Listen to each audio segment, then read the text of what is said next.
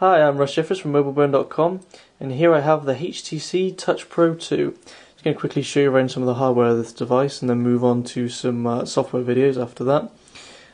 This is a business device, business class device, let's say with Windows Mobile loaded on it, Windows Mobile 6.1. And it's quite large. You might not be able to see there in my hands, but if I just grab my Nokia N95 here, Nokia is quite a large device as well, yet the Touch Pro is significantly longer and wider, perhaps around about the same thickness as well. Very good reason though for it being so large. We've got this nice large 3.6 inch resistive touchscreen, very sensitive resistive touchscreen as well, so it works almost as well as a capacitive screen. Very nice and bright, although as you can see there, we just tilt it towards the window, it is very reflective, so it's not the best for use outdoors in bright sunlight. Just above this display here we've also got the earpiece. And to the left of the earpiece we've got a notification LED for sort of notification of missed calls and messages and such. And then this ambient light sensor on the right. Also got a forward-facing camera for video calls. Just below the display we've got a touch-sensitive zoom bar, which can be used for zooming in and out of web pages and photographs and such on the device. Just simply move your finger across the bar to zoom in and out. Beneath that we've got the call key and the call end key, which can also be used as the home key. A dedicated back key and a Windows menu key. Just around the outside here we've got a nice chrome band, and there's a few people have actually commented to me that they thought the phone was an iPhone because of the large screen, black front, and obviously the chrome band around the outside. As you can see, it's not that different in terms of looks. Just in the chrome band at the bottom here you can see we've got a microphone pinhole, and we've also got a mini USB port which can be used for data, headsets, charging the device, and also that you can get a TV out cable to plug the device directly into a television. Just on the corner here on the right side we've got the active stylus, which you can see is a slightly different colour plastic to the rest of the back cover. When I say active stylus, I mean if you remove the stylus here, the screen comes on automatically, so it knows when the device, when the stylus is removed. If you remove the stylus during a call as well, it'll bring up a notepad on the screen, so you can actually jot down some notes when you're on a call, and then it saves them to the contacts when you finish the call, which is quite neat.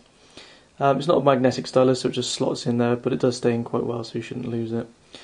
Just up the top here on the same side we've got another microphone pinhole, which is used for the noise cancellation when you're in speakerphone mode. Very good speakerphone, they call it Straight Talk on this HTC device. I don't know if you can quite see there the Straight Talk, but it's not quite focusing. As you can see as well, we've got the speakers here at the top just beneath the grille. We've got this large grille, but actually the speakers only lie at the top here, one either side.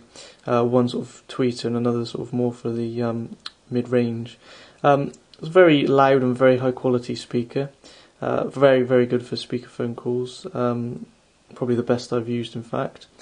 And as you can see, we've got this mute button here for the microphone. All you've got to do when you're using the device, when you're on the handset, you can answer the call with the normal earpiece, and if you just turn the device over, the accelerometer puts it automatically into speakerphone mode, and this button should light up green just to let you know that it is in speakerphone. If you actually push the button to mute the microphone, it turns red just to let you know that it's muted. Just next to that we've got the device's 3.2 megapixel camera, and we've got some holes here which actually don't do anything, they're just a cosmetic feature. That's not a microphone or anything there, the microphone is just on the side here. Right at the bottom here we've got a lanyard fixing as well, for those of you who like to use lanyards. On the top we've got a power key here for powering on and off the screen, and also long press will power down the device and power on the device if it's already off. And on the right hand side we have the volume rocker here, which if the device is on we can just show you. It changes the volume of the ringer, and also allows you to quickly put the device into silent or vibrate mode, as you can see. If you're on a call, obviously that would change the volume of the earpiece. One of the most important features of this phone though is the slide out keyboard. It's a nice 5-row QWERTY keyboard, nice tactile keys with nice little bit of distance between each key, and a nice distinct click when you actually press them as well. As you can see we've got some symbols on here as well, these little green ones, so you can quickly do maybe an @ or something for emails and such just by pressing the function key. Just power it on quickly. You can see when we press the function key we get a little light, and the same with the caps key, we get a light. If you press twice on either the function or the caps key, it puts it into caps lock or function lock, so it will stay on, which is quite handy.